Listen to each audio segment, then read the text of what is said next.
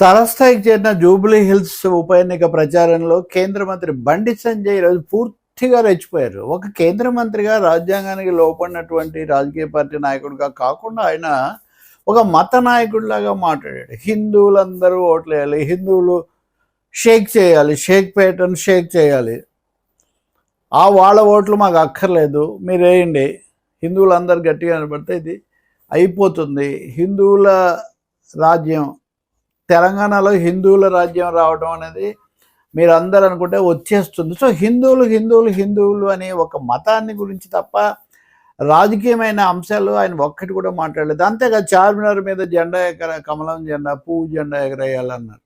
అక్కడికి మమ్మల్ని రానివ్వలేదు, మేము అక్కడికి వెళ్ళాము. అమిత్ షా కూడా వచ్చాడు, అక్కడ మేము ఇదవుతాం. ఒకటి కాదు, అవన్నీ కూడా చెప్పడం కూడా చాలా కష్టం. నిజంగా ఒక కేంద్ర మంత్రి అంత పచ్చి మత భాషలో, మతతత్వం కూడా మత భాషలో చుట్టూ ఉన్న వాళ్ళు కూడా పెద్దగా ఆమోదించలేనట్టుగా కొంచెం ఇబ్బందికరంగా మొహాలు పెట్టినటువంటి పరిస్థితి. శాసనసభలో, శాసన మండలిలో మజ్లిస్ నాయకుడు అక్బరుద్దీన్ ఓవైసీ, ఆయన అందరూ భయపడుతున్నారు, మా వీళ్ళు ఉంటేనే అని. ఇదేదో పూర్తిగా హిందూ ముస్లిం సమస్యలాగా మీరందరూ హిందూ హీరోలు అంట. అసలు రాజ్యాంగము ఎన్నికల సమయంలో కుల మతాలు, మత విశ్వాసాలు ప్రస్తావన తేవడం చాలా తప్పు. మరి ఈ ప్రసంగం ఇంతగా చేసేది పూర్తిగా టీవీలో కూడా వచ్చింది. ఎన్నికల సంఘం, ఎన్నికల పరిశీలకులు గమనిస్తున్నారో లేదో, ఆయన కనీసం నోటీస్ అయినా ఇస్తారో లేదో నాకు తెలియదు. అలాగే కాంగ్రెస్ కానీ బీఆర్ఎస్ కానీ ఆయన మాట్లాడిన దాని మీద ఫిర్యాదు చేస్తారేమో కూడా చూడాలి. హిందూ హీరోలు అండి, మనం అందరం హిందూ హీరోలం అని ఆయన చెప్పడం. ఇక్కడంతా ఇంతమంది హిందువులు ఉన్నారు, మీరు అందరూ వేస్తే అయిపోతుంది, వాళ్ళ ఓట్లు మాకు అక్కర్లేదని కూడా, అంటే ఇంకో మతానికి చెందిన వాళ్ళు. ఇవన్నీ ఏం మాట్లాడండి? నిజంగా కనీసమైన బాధ్యతాయుతమైనటువంటి కేంద్ర మంత్రి, పార్లమెంట్ సభ్యులు అవన్నీ పక్కన పెట్టండి, మామూలు రాజకీయ నాయకులైనా మాట్లాడవచ్చు. అందులో ఎన్నికల సమయంలో సున్నితమైనప్పుడు ఎందుకు ఇది మాట్లాడుతున్నారు? ఇదే ఊపుగా పవన్ కళ్యాణ్ సనాతన ధర్మం అని కూడా చెప్పి పవన్కు జిందాబాద్ కొట్టించాడు. అంటే ఇటు హిందూ సంస్థలు, హిందూ హీరోలు అనుకుంటూ పవన్ కూడా అనేసరికి ఒకరిద్దరు అయితే పవన్ హిందూ హీరో అని కూడా హెడ్డింగ్ పెట్టేశారు. అంటే ఎక్కడి పోతూ ఉంది రాజకీయం? గతంలో కూడా బండి సంజయ్ తెలంగాణలో ముస్లిం రాజ్యం, ఆంధ్రలో క్రైస్తవ రాజ్యం ఉన్నాయని గత ప్రభుత్వాలు ఉన్నప్పుడు అనడము, వాటి మీద నేను మాట్లాడడం మీకు తెలుసు. మిగతా రాజకీయాలన్నీ ఎన్నెన్నో మాట్లాడి మతాలను ఎందుకు చేస్తున్నారు ఎన్నికల సమయంలో? ఇంకా చాలా తీవ్రమైన విషయాలు మాట్లాడారు ఆయన.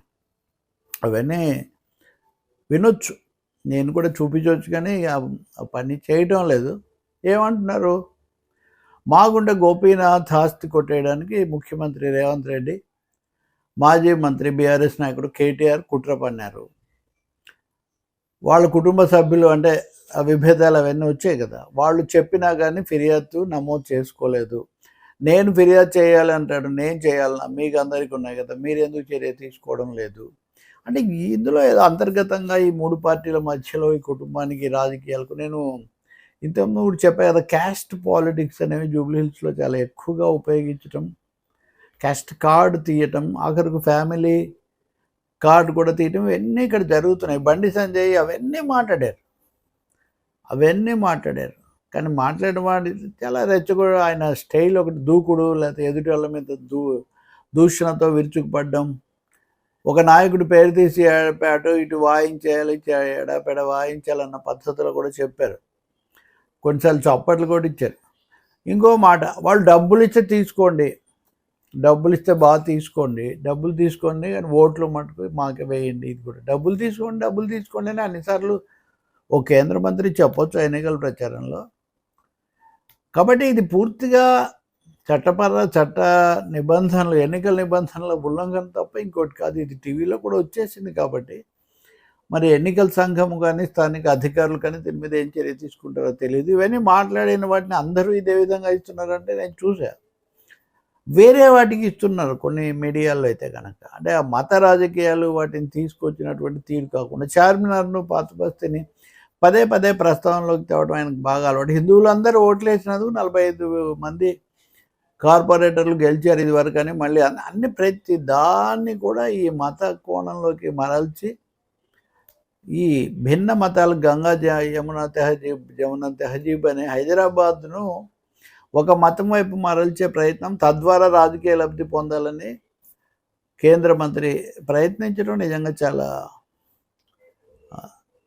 శోచనీయమైన, దురదృష్టకరమే కాదు, అభ్యంతరకరం, రాజ్యాంగ విరుద్ధం కూడా. ఇలాంటి వాటిని అంటే కావాలనే ఒక పోలరైజేషన్ కోసం ప్రయత్నిస్తున్నారా? ఈ మాటల ద్వారా ఎవరికి మేలు చేయాలనుకుంటున్నారు? ఎందుకంటే కాంగ్రెస్ బీఆర్ఎస్ వాళ్ళు అనుకుంటున్నట్టుగా ఇద్దరు కూడా కలిసి ఇద్దరి మధ్యన మూడోవాడికి లాభం అని బీజేపీని చేస్తున్నారు. బీజేపీకి అంత బలం లేదు, వాళ్ళు ఇక్కడికి ఏదో వాళ్ళకు అయిపోతుందనే అభిప్రాయం కూడా ఎవరికి లేదు.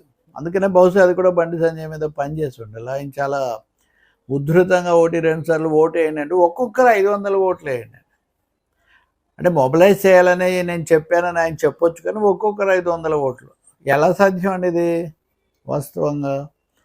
కాబట్టి ఇదేదో చివరి నిమిషంలో ఆఖర్లేదు ఊరు ముందుకు వచ్చాక ఉరుకులు పెట్టాడు అన్నట్టుగా ఈ ఆఖరి సమయంలో ఏదో బస్సు మిస్ అయిపోతున్నాం అనే దాంతో మళ్ళీ అన్ని కమ్యూనల్ కార్డ్స్ అన్నీ బయటికి తీసినట్టుగా కనిపిస్తుంది. కానీ ఇది ఏమాత్రం సమంజసం కాదు.